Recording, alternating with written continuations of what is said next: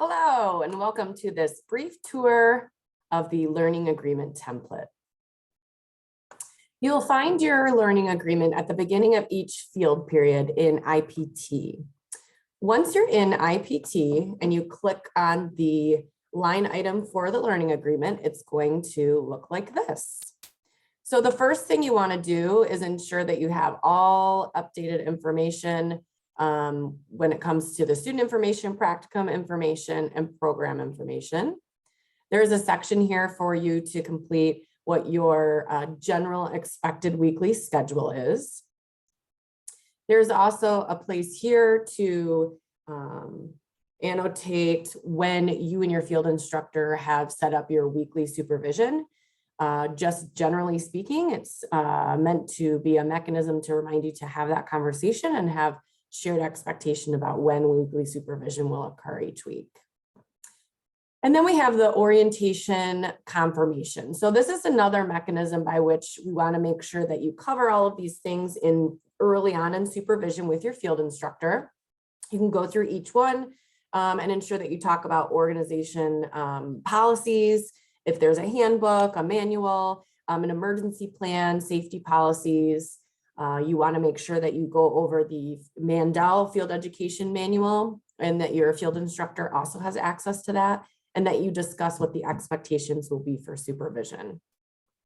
If you already did this earlier in another field period, you can just write that date that you started there. There's no need to go over these things multiple times.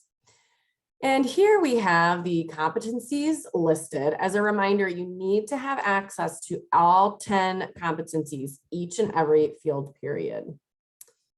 So if we scroll down here, one of the first things you're going to want to consider and talk about together with your field instructor early on in supervision is what is going to be your overarching goal for this field period. What are some things that you really want to dig deep to learn and to master during this field period?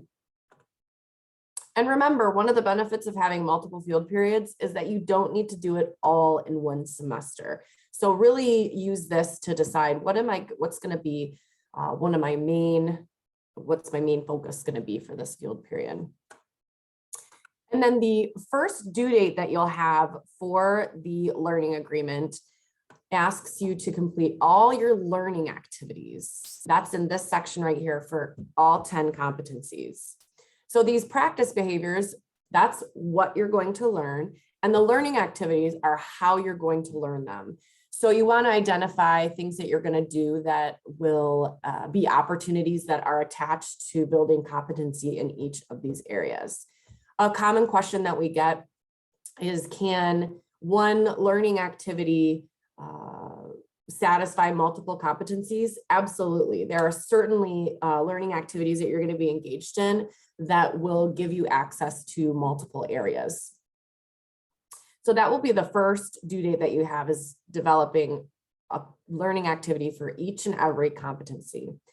And then as the field period progresses, we want you to regularly go back and review what your learning activities were. If they need to be edited, updated, if there was an opportunity you thought you would have, and it's looking like maybe that opportunity won't happen after all, how can you edit it to still ensure that you get access to that competency area?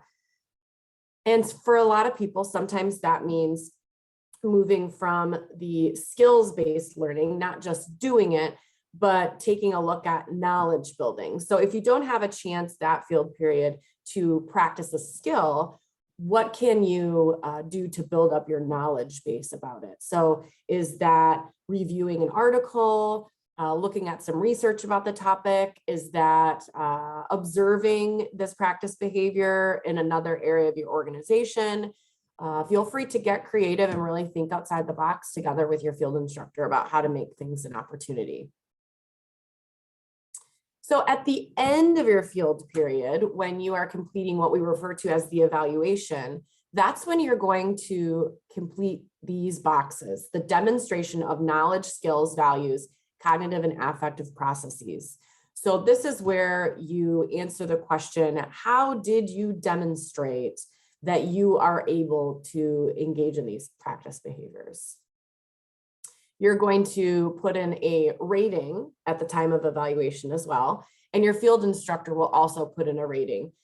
Just as a reminder, zeros are not an indicator of no opportunity. There's not an option to put NA or no opportunity. You must have access to every competency area at some level. The field instructor comments here are optional in case your field instructor wants to provide more rationale for the rating that they gave you in that competency area. And then this is also a very substantial part of the evaluation, these summary questions at the end. Okay.